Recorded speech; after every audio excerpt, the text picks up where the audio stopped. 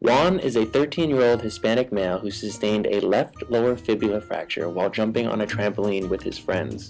His mother states that Juan has been going to a friend's house nearly every day after school and spending time on various activities. Mom is the primary care provider and the sole income provider. She states that sending Juan to his friend's house is safer than him being at home during work hours. Now she is wondering if she should still allow him to continue to interact with his friends. Juan talks openly about how much fun he has at his friend's house and hopes his mom will continue to let him go there. He admits they can get pretty crazy and do take chances on the trampoline. He is also nervous about going back to middle school with a cast and crutches. What Juan experienced is a common sports injury suffered by many athletes. Due to Juan's age, the doctor will take a close look at the fracture site, as well as careful examination of the ankle joints, nerves, or blood vessels in the affected area. The x-rays will show the extent of the injury and will aid the orthopedic team in resetting the fracture. Because the site of the fracture is located on the fibula, or the small bone, it may not require physical manipulation in order to set. The tibia, or the large bone, will provide natural immobilization. Juan's cast will likely be a hard, short leg cast, and crutches will be needed to help him walk. The cast will need to be in place for roughly 6 to 8 weeks. During this time, Juan may experience an early adolescent growth spurt, so multiple x-ray follow-ups will be required to monitor bone repair and its response to the growth period. Juan's cast will be a short-legged application which spans from below the knee down to the foot.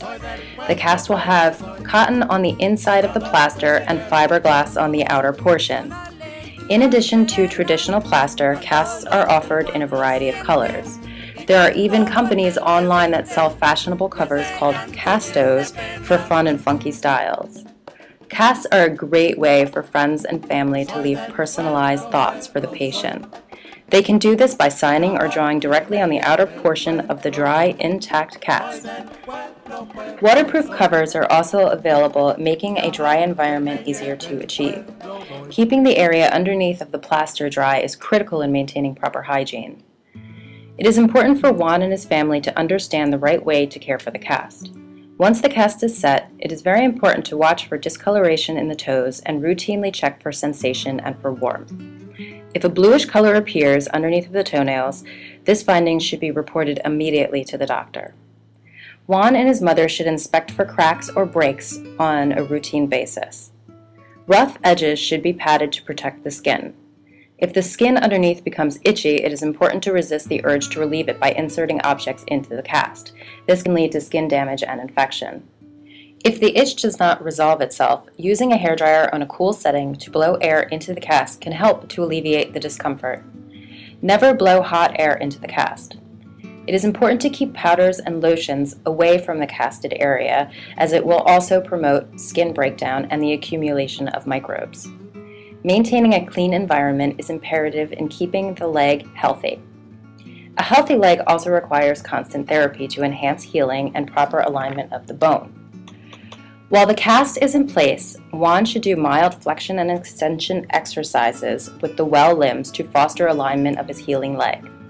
Once the cast is removed, Juan will slowly have to recondition his leg, first by walking gingerly, then by gaining balance, and ultimately by distributing his weight evenly with walking. Some light weightlifting will help to regain the strength in the muscles which normally atrophy during the immobilization period. After the pain has subsided, Juan can slowly integrate running into his activities in order to return to his baseline. Lastly, Juan should be encouraged to maintain a well-balanced diet. Increased intake of protein is needed for cellular repair. Dietary protein can be found in sources like meat, fish, poultry, milk, and eggs. An adequate balance of fruits and vegetables and grains is always advised, as it provides the necessary nutrients for healthy growth and development. Fiber intake should also be increased during the first 6 to 8 weeks of healing to prevent constipation due to periods of low activity. Additionally, Juan's mother is concerned about whether she should allow her son to continue going to his friend's house. It is important that Juan continue to be able to play with his friends. Leaving him at home will keep him isolated and limit his physical activity, which are not conducive to healthy growth for a 13-year-old. According to Erickson, Juan is in the early growth and development stage of adolescence, identity versus role confusion, which is the stage in Erickson's model characterized by developing occupational and sexual identity in relation to the peer group. It is important to provide equally safe and social play environment. In the interest of your child's safety, you may consider asking Juan's friends' parents some questions regarding a safe play environment. For example, is the play supervised? Also, is the proper protective equipment available? For example, helmets, pads, mouth guards? Are either you or the other parent trained in first aid and CPR should a child experience a severe head trauma or medical emergency? It is important that teens be aware of the rules. Are there clearly outlined rules and regulations? It is the parent's responsibility to enforce the rules and at the same time teach safe behaviors to practice while unsupervised. You may want to discuss with the parent after-school activities available for your teen, which will encourage team play, conditioning, all the while being supervised by a coach who is aware of the physical limitations of teens and is equipped to deal with accidents. It is important to be an observer of your child interacting with peers at this age to understand what their risks for injury are. Be sure to talk amongst the parents and the children to work as a cooperative team to prevent injuries such as Juan's. You and your son have learned a lesson the hard way, but can now lead by example. There are several nursing diagnoses and interventions related to Juan's case, which should address his physical as well as psychosocial needs. Due to Juan's injury, the treatment and healing process puts him at risk for further physical complications, functional limitations, vascular obstructions, tissue perfusions, and skin breakdown. The initial intervention for Juan's case is impaired physical mobility related to limb immobilization. The nurse has a responsibility to ensure the brace or cast properly supports and stabilizes the fractured body part. This allows for increased mobility without displacing the fracture. Before the cast is placed, the skin should be assessed for cuts, bruising, swelling, and abrasions. Choosing the right size cast is also critical in maintaining skin integrity. As discussed previously, Juan and his mother need to be educated about the type of cast being applied and the proper care it requires. The nurse should adequately assess patient fears, cognitive limitations, and readiness to learn.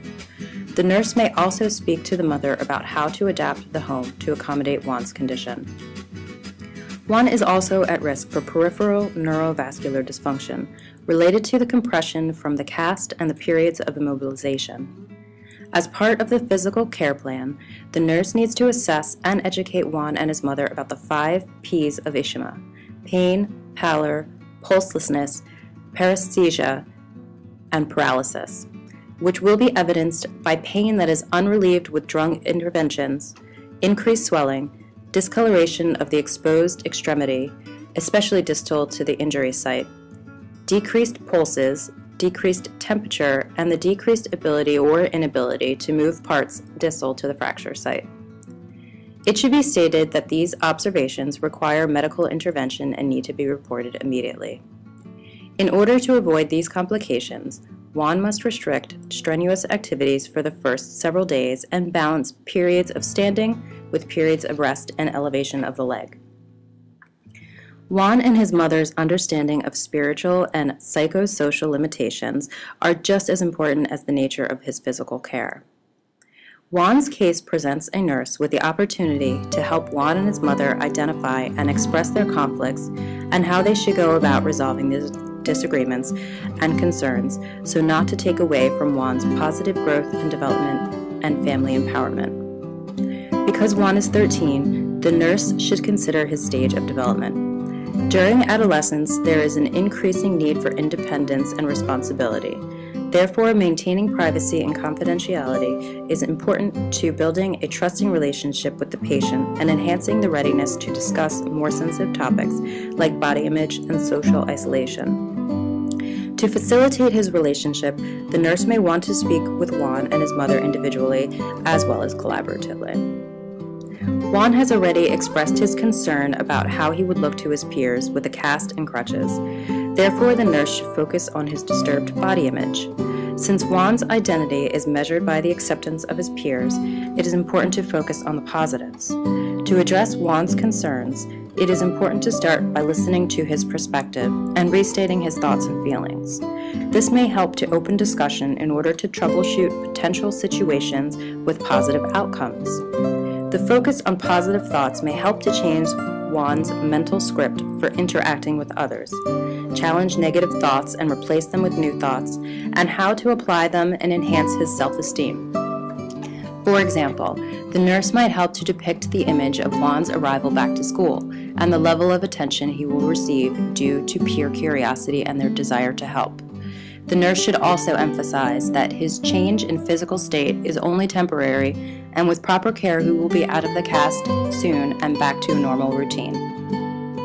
In short, Juan's cast will need to be kept on for 6 to 8 weeks, depending on his rate of healing. When the cast comes off, his leg will appear skinnier or atrophied compared to his well leg because he has not used the muscles for some time. The skin will be soft and pale, and there may be additional hair growth. As Juan increases his physical activity, once the cast is removed, he will be back to normal in no time, provided there are no complications.